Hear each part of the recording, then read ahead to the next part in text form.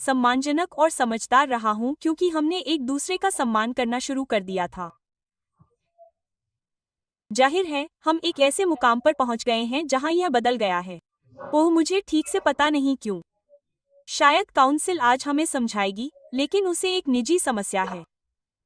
मैं कानून पर बहस करने में बिल्कुल सहज हूँ। मैं प्रक्रिया पर बहस करने में बिल्कुल सहज हूँ। मैं निजी हमलों से सहज नहीं हूँ। ये निजी हमले सिर्फ लिखित रूप में नहीं हैं, इन सार्वजनिक दस्तावेजों में, जहां मुझ पर तरह तरह के आरोप लगाए जा रहे हैं। ये मौखिक भी हैं। ओह, ये ईमेल संचार में भी शामिल हैं। मैंने ऐसा नहीं किया है और माननीय न्यायाधीश महोदय, मैं ये बात इसलिए नहीं कहने जा रहा था क्योंकि मैं निजी तौर पर बुरा नहीं मानता। इस क्षेत्र में हमारी चमड़ी बहुत मोटी होती है और मुझे नहीं लगता कि इस क्षेत्र के दूसरे लोगों के साथ काम करते हुए उनकी चमड़ी मुझसे ज्यादा पतली होगी। और शायद यही मेरी गलती है और मुझे लोगों की आहत भावनाओं और उनके आचरण पर इसके असर को लेकर ज्यादा सतर्क और सजग रहने की जरूरत है। ओह, मैं इसे रिकॉर्ड पर रखना चाहता हूँ क्योंकि मुझे लगता है कि यही बताता है कि हमें जो जवाब मिला, वो क्यों मिला। ये एक ईमेल है जो इस साल 25 सितंबर को श्रीडी और मैंने भेजा था। ये उनके एक अनुरोध के जवाब में था, जो मैंने उन्हें भेजा था। As the proceedings unfold, Prosecutor Marie Tanner steps into the spotlight, defending not just her argument but her entire integrity. She's accused of lying and crossing ethical lines, but instead of retreating, she fights back with conviction. You can hear the emotion in her voice. This isn't just about one case, it's about years of dedication and hard work being questioned. She draws a clear line between professionalism and personal attack. The courtroom grows quiet as she says, "No case is worth me losing everything I've worked so hard for." It's the kind of statement that leaves even her critics second-guessing their approach. Every word she speaks restores a piece of her credibility and raises the tension another notch. ओह, जिस पर हम जरूर गौर कर सकते हैं। ओह, लेकिन ये वो हिस्सा है जिसे लेकर मैं चिंतित हूँ। उत्सुकता है। मैरी, आप अपनी बात कह सकती हैं और अपनी बात कह सकती हैं। बस एक पल के लिए भी यह न सोचे कि मैं आपकी बात समझ नहीं पा रही हूँ। मुझे नहीं पता कि उस ईमेल का मकसद क्या था। मैं बस इतना जानती हूँ कि उस ईमेल का मकसद उस चर्चा से मेल खाना नहीं था। मैं बस इतना जानती हूँ कि यह एक निजी हमला था। तो मैं इसे यहीं छोड़ती हूँ। मैं इसे यहीं छोड़ती हूँ। मैं इसे यहीं छोड़ती हूँ।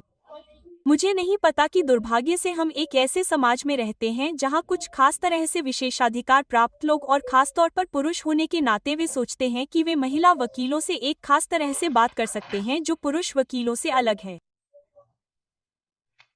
मैं यह काम बिना यह उम्मीद किए करती हूँ कि मेरे साथ मेरे पुरुष सहयोगियों से अलग व्यवहार किया जाएगा। मैं अपने पुरुष सहयोगियों की तरह ही इसकी वकालत करती हूँ।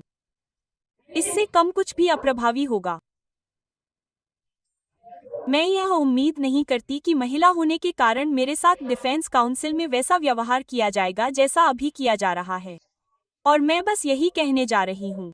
बिल्कुल यही है। मुझे पूरा शक है कि मेरे ऑफिस के किसी भी पुरुष सहकर्मी के साथ डिफेंस काउंसिल ने मेरे साथ जिस तरह का व्यवहार किया है, वैसा कभी नहीं किया होगा। हालांकि मुझे इस समय हैरानी नहीं होनी चाहिए, क्योंकि मैंने इतने सालों तक यह काम किया है, लेकिन मैं वाकई हैरान हूँ क्योंकि अलग अलग पृष्ठभूमि के कई पुरुष और महिला काउंसिल के साथ काम करते हुए, यह पहली बार है जब यह इस स्तर तक पहुँच गया है। और यह कुछ कहता है। मेरे लिए इससे भी ज्यादा चिंता की बात यह है कि यह सब सार्वजनिक रूप से किया गया। अब मुझे एहसास हुआ है और मुझे समझ में आया है कि डिफेंस काउंसिल की भावनाएं मेरे प्रति उनके रवैये या उनके साथ मेरे व्यवहार से आहत हुई हैं। मैंने उनके साथ वैसा ही व्यवहार किया है जैसा मैं किसी अन्य काउंसिल के साथ करती। जब भी संभव हुआ, मैंने पेशेवर तरीके से काम किया। कई बार हमारे बीच बहुत गहन चर्चा होती है और ऐसा किसी को ठेस पहुंचाने के इरादे से नहीं होता। मैं हैरान हूं कि डिफेंस काउंसिल भी मेरे काम से उतना ही आहत है जितना वह है। उन्होंने जो लिखा उसे पढ़कर भी मैं हैरान हूं। मेरी उम्मीद है क्योंकि मैंने कोशिश की। आप किस बारे में बात कर रहे हैं और मेरा मतलब आपको टोकना नहीं है, लेकिन आप उसके जवाब में लिखी गई बात के बारे में बात कर रहे हैं। जवाब में, खास तौर पर पैराग्राफ 5 में। मेरी उम्मीद है कि काउंसिल के जुनून और आहत भावनाओं ने उस पर हावी हो गए और तर्क और सामान्य ज्ञान ने जवाब दाखिल करने से पहले ही उसे जल्दी से पकड़ नहीं लिया। इसलिए, अदालत की अनुमति से, मैं उसे अपने जवाब के पैराग्राफ 5 को अनिवार्य रूप से वापस लेने और अदालत से इसे सार्वजनिक रिकॉर्ड से हटाने के लिए कहने का अवसर देना चाहता हूँ। मुझे लगता है कि ऐसा करना उचित है। मैं वहाँ बैठकर माफी नहीं मांगने जा रहा हूँ, लेकिन कम से कम वह स्थिति को सुधारने के लिए यही कर सकता है। और मुझे इस बात को लेकर गंभीर चिंता है कि जब वह इस तरह की आहत भावनाओं और इस तरह की व्यक्तिगत समस्या से जूझ रहा है, तो वह अपने मुवक्किल का प्रभावी ढंग से प्रतिनिधित्व करने की क्षमता के बारे में क्या कर सकता है। इसलिए यह एक ऐसी चीज हो सकती है जिस पर वह विचार करना चाहिए। Then comes the turning point, the moment that changes the entire tone of the courtroom. Tana locks eyes with Doss and calls him out, accusing him of treating her differently because she's a woman. The silence that follows is deafening. Her voice shakes slightly, but her message cuts deep. She's not just defending herself anymore. She's confronting something much bigger. This isn't a simple argument about evidence. It's a fight against bias, against a system that sometimes overlooks subtle disrespect. Doss doesn't immediately respond, and the judge watches closely, her expression unreadable. It's an unfiltered, powerful moment where personal dignity and professional pride collide head-on. You can feel the shock ripple through the courtroom. No one saw this coming. और अब मैं मामले पर चर्चा नहीं करने जा रहा हूँ। यह एक ऐसी चीज है जिसे रिकॉर्ड पर रखने का अवसर मुझे मिला। मुझे खुद का बचाव करने की जरूरत महसूस हुई। जजपाल हमारी बातचीत के दौरान काफी समय तक मौजूद थे। दरअसल चैम्बर में हमारी पूरी बातचीत के दौरान। और मैं इस मुद्दे पर यहीं रुकता हूँ और मुझे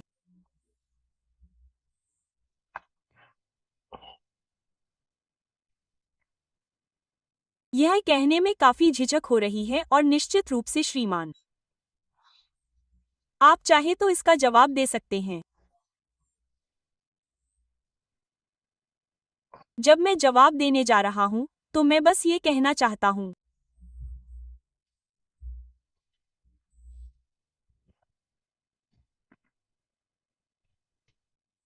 मैंने पिछले कुछ सालों में आपकी कई याचिकाएं पढ़ी हैं, आपकी और आपके कार्यालय के लोगों की।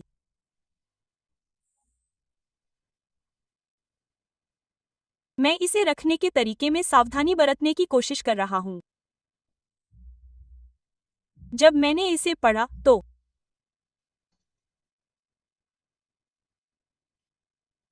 मैं हैरान रह गया।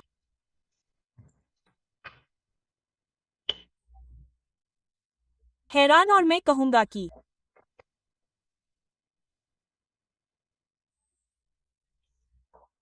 थोड़ा चौंक भी गया, खासकर इसलिए क्योंकि आप मुझे जानते हैं। मैं साफ कहूंगा कि मुझे आपसे बेहतर की उम्मीद थी।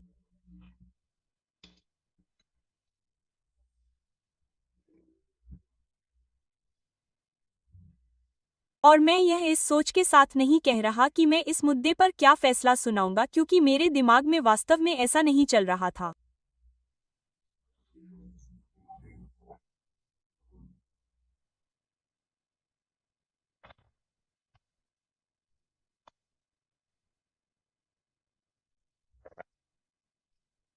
बस उम्मीद थी।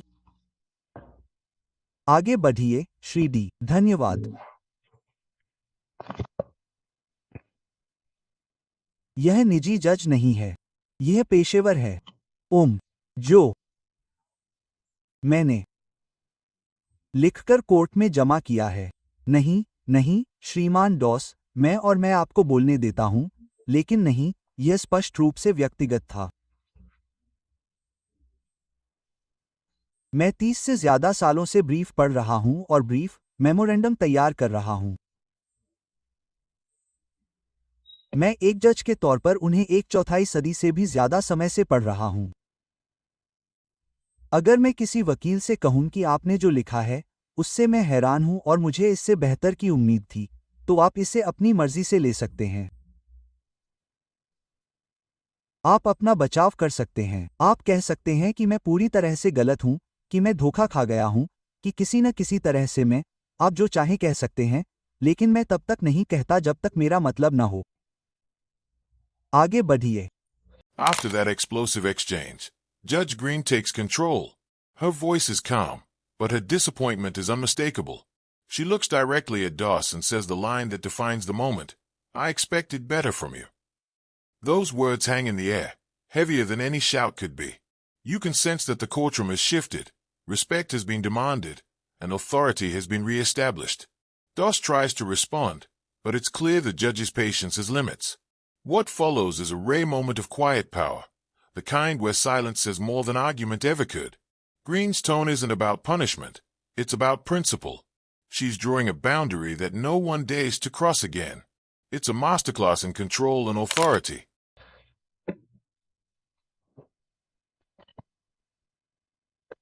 मैं एक ईमानदार आदमी हूं। मिस टैनर एक काम करने और फिर उसे कुछ और दिखाने में काफी माहिर हैं। 23 सितंबर को जज बोवर के चैम्बर में उन्होंने एक ऐसा कानूनी मुद्दा उठाया जिसके लिए कोई समर्थन या अधिकार नहीं है। हमने इस बारे में बात करने की कोशिश की और मिस टैनर से कोई बातचीत नहीं हो पाई और इसलिए परीक्षा स्थगित कर दी गई क्योंकि जज बार इस समय इस पर कोई निर्णय लेने की स्थिति में नहीं थे।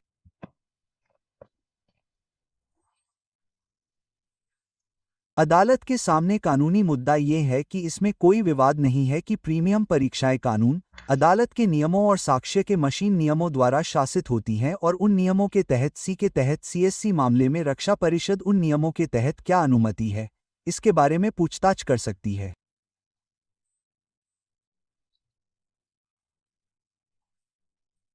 अदालत के सामने आखिरी मौके पर यह प्रस्ताव रखा गया कि रक्षा परिषद को परीक्षा में उस नियम के तहत सबूत हासिल करने के लिए पहले उस प्रस्ताव के लिए एक प्रस्ताव और सबूत पेश करना होगा। ऐसा कोई अधिकार नहीं है। ठीक है, श्रीमान डॉस, क्या मैं रुक सकता हूं? और चूंकि आप इसके सार में जाना चाहते हैं, तो मैं बस ये कहना चाहता हूं। जितने भी साल मैं बेंच पर बैठा हूं, बलात्कार शील्ड कानून प्रारंभिक परीक्षा में लागू होता है क्योंकि अगर ऐसा नहीं होता तो यह स्पष्ट रूप से हमें परेशान करता है। किसी से यह कहना कि हम यहां आपके जीवन में दखलंदाजी से आपको सुरक्षा प्रदान करते हैं, लेकिन यहां हम ऐसा नहीं करते। इसका कोई मतलब नहीं बनता क्योंकि यह उन चीजों में से एक है जब एक बार गाय बार या खेत से बाहर निकल जाती है तो वह बाहर हो जाती है, वह बस वहीं रह जाती है और इसलिए इसका कोई मतलब नहीं बनता। इसके अलावा श्री डीएस, मैं इससे थोड़ा हैरान था क्योंकि आपके सहकर्मी श्री एसएच ने प्रारंभिक जांच में बलात्कार के बचाव के पक्ष में तर्क दिया है। मुझे लगता है कम से कम 2 मौकों पर, लेकिन निश्चित रूप से मुझसे पहले एक बार, और कभी संकेत नहीं दिया, कभी कुछ भी नहीं कहा कि यह प्रारंभिक जांच में लागू नहीं होता है।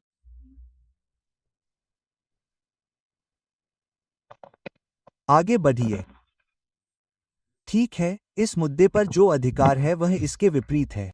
मेरा मानना है, मैंने इसे लिखित में दिया है, मैंने अदालत को अधिकार प्रदान किया है। वास्तव में मैंने जो किया वह ये था कि मैंने कोई वकालत का टुकड़ा प्रस्तुत नहीं किया। मैंने नहीं किया। मैं अदालत से कुछ नहीं मांग रहा हूँ। मैं अदालत को किसी भी चीज के लिए मनाने की कोशिश नहीं कर रहा हूँ। मैंने अदालत को सलाह दी कि कानून क्या है। मेरा मानना है कि मैं नियमों के दायरे में रहकर इस तरह से काम कर रहा था। जहां तक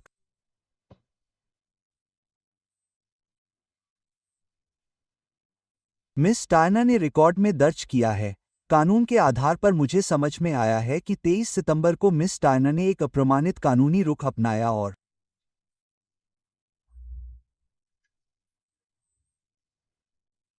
जज बार को इस बारे में गलत जानकारी दी और इस बारे में बातचीत नहीं की। जज बार को गलत जानकारी दी कि प्रारंभिक जांच में बलात्कार का कवच लागू होता है। हाँ, वह एक ऐसा रुख अपना रही थीं जो इस काउंटी में लंबे समय से चली आ रही प्रथा है। आप कैसे कह सकते हैं कि वह किसी तरह अचानक से कुछ लेकर आ गई हैं? श्रीमान डॉस, मुझे इस काउंटी में एक भी ऐसा मामला दिखाए जहां बलात्कार का कवच लागू न हुआ हो और प्रारंभिक जांच में सही न निकला हो। MCL 750520J2 में एक प्रस्ताव और सबूत की पेशकश की व्यवस्था लागू नहीं होती है।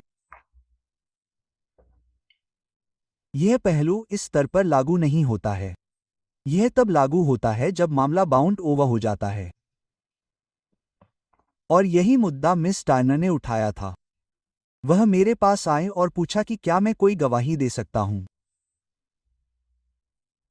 तो श्रीमान, क्या आप खुद को एक कोने में फंसा लेते हैं, क्योंकि अगर यही तर्क है तो प्रीलिम में इनमें से कोई भी बात सामने नहीं आएगी।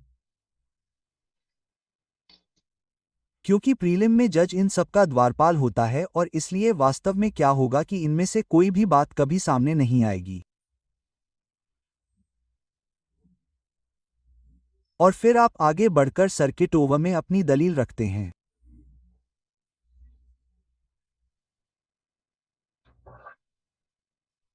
ठीक है, मैं समझता हूं कि हम इस मुद्दे पर लागू कानून पर असहमत हैं। मैंने इसे लिखित में दिया था। यह सार्वजनिक है, नहीं, लेकिन मैं दो अलग अलग चीजों के बारे में बात कर रहा हूं, श्रीमान डॉस। मैं कह रहा हूं कि अगर आप ये संकेत दे रहे हैं कि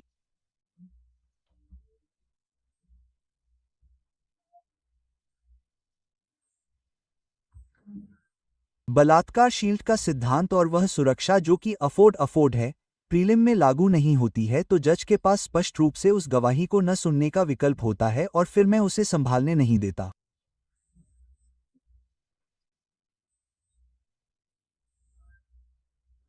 मैं उसे अंदर नहीं आने देता। और फिर आपको उससे उसी तरह निपटना होगा जैसे आप सर्किट कोर्ट में उससे निपटना चाहते हैं, जो आपको वहां नहीं मिलेगा। अगर कोर्ट ने जो कहा है वो सही है, तो कोर्ट उस समय कोर्ट के नियमों के तहत प्रासंगिक सबूतों को स्वीकार करने से मना कर देगा। यह अप्रासंगिक है। किसी का पिछला यौन इतिहास अप्रासंगिक है। मैं बस इतना कह सकता हूं और मेरी बात खत्म। प्रतिवादी के साथ नहीं, क्षमा करें, कानून यही कहता है, कोर्ट नियम यही कहता है, प्रतिवादी के साथ नहीं। हम यही नहीं चाहते थे। तो अगर मैं एक बार फिर से पीछे जाऊं, तो सबसे महत्वपूर्ण मुद्दा ये है कि क्या बचाव पक्ष के वकील को परीक्षा से पहले एक लिखित प्रस्ताव और सबूत पेश करने की जरूरत है अगर बचाव पक्ष 404A2C के तहत सबूतों की जांच करना चाहता है। और उस पर कानून ये है कि नहीं, बचाव पक्ष के वकील को ऐसा करने की जरूरत नहीं है। बचाव पक्ष के वकील नियम के बारे में पूछताछ कर सकते हैं। ठीक है, ठीक है। और अगर जज कहता है, मुझे ऐसा करने से पहले एक प्रस्ताव की जरूरत है, तो आप क्या जवाब देंगे? मैं जज से पूछूंगा, उस आवश्यकता को बनाने का कानूनी आधार क्या है? और जज कहेगा, क्योंकि मैंने ऐसा कहा था।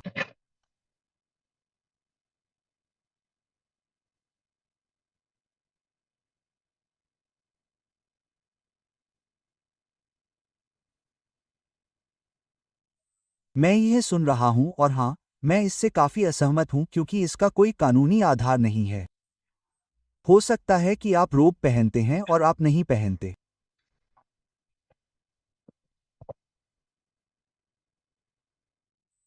ठीक है। Now the tension transforms into pure legal warfare. The debate over Michigan's rape shield law begins. Sharp, technical, and relentless. Doss argues that it shouldn't apply at this stage, pushing hard to open doors that the judge insists must stay closed. It's strategy versus ethics, and neither side gives an inch. Judge Green challenges every point with precision, her tone unwavering. Once the cow has left the barn, she says, "It's out. It's just there." The phrase echoes like a warning shot. You can feel both the logic and emotion clashing at full force. This isn't just a legal argument anymore. It's a battle of intellect and conviction. By now, everyone in the courtroom knows. This ruling will define the entire case. मैंने कानून के बारे में जो कुछ भी जानता हूं, उसे लिखित रूप में प्रस्तुत किया है और मैं उस पर कायम हूं। इस बिंदु पर श्रीमान, कुछ और कहना है? ठीक है।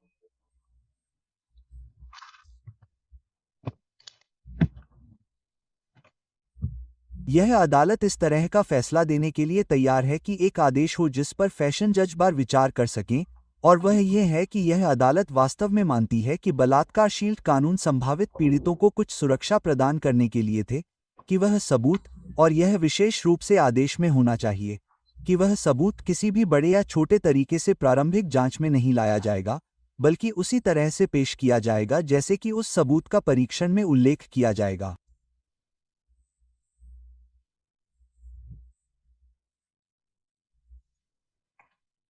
अन्यथा बलात्कार शील्ड को पूरी तरह से शून्य कर दिया जाएगा।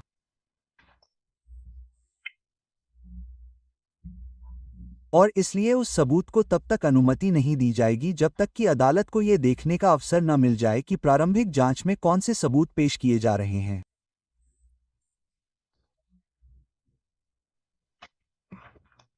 टैनर, आप आदेश तैयार करेंगे। मैं हस्ताक्षर करूंगा और यह न्यायालय का निर्णय है।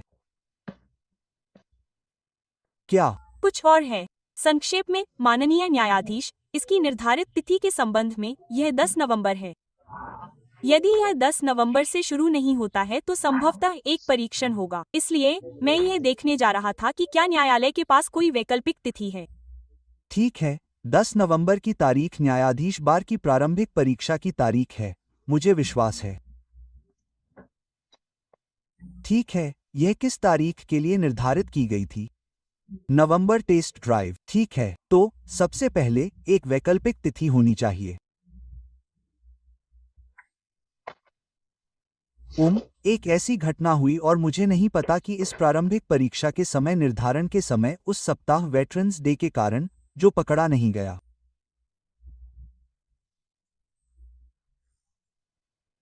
आमतौर पर यह मंगलवार 11 तारीख को होती। इसे 10 तारीख को आगे बढ़ा दिया गया हो सकता है। हालांकि न्यायाधीश बार 10 तारीख को उपलब्ध नहीं है। इसलिए जो न्यायाधीश 10 तारीख को उपलब्ध होंगे वे न्यायाधीश बाल्वो हैं, लेकिन यह पहले ही जमा कर दिया गया है और जज बार के संदर्भ में उन्हें इस पर कुछ काम करना है।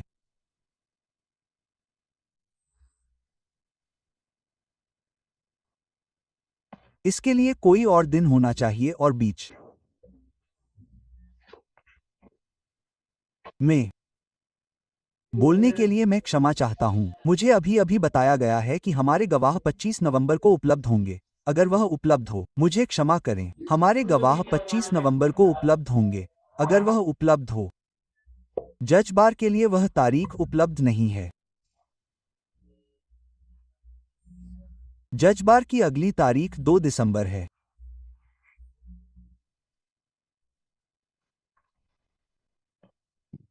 और बस मैं स्पष्ट कर दूं, उनके पास 13 तारीख है, लेकिन मेरी समझ से वह उस हफ्ते उपलब्ध नहीं होगी, तो यह 2 दिसंबर होगी। क्या इसे 2 दिसंबर के लिए निर्धारित करने पर किसी भी पक्ष को कोई आपत्ति है? नहीं। हाँ, यह एक अच्छी तारीख है। फिर प्रारंभिक परीक्षा का मामला 2 दिसंबर तक के लिए स्थगित कर दिया जाएगा। मैं जज बार और मेरे स्टाफ को बताऊंगा कि हमने इसे उस तारीख पर ले जाया है क्योंकि उनके पास किसी भी सूरत में 10 तारीख नहीं होती। तो हम इसे उसी तरह करेंगे और कुछ नहीं। धन्यवाद। धन्यवाद। कोर्ट खड़ा है एक झटका। Finally, the chaos settles into clarity. Judge Green delivers a decision with the same firmness that's guided her all along. The rape shield law stands. No loopholes, no compromises. Tanner listens quietly, victorious yet composed, while Doss lowers his gaze in reluctant acceptance. The tension that filled the room slowly dissolves into silence. It's a moment of finality, but also reflection. Professionalism has prevailed over emotion. The judge's words echo not just as a ruling, but as a lesson in integrity and control. The courtroom empties, but the power of what happened lingers. This wasn't just about law. It was about respect, dignity, and standing your ground when it matters most. If you enjoyed this breakdown, make sure to like the video, subscribe to the channel, and we'll see you in the next one.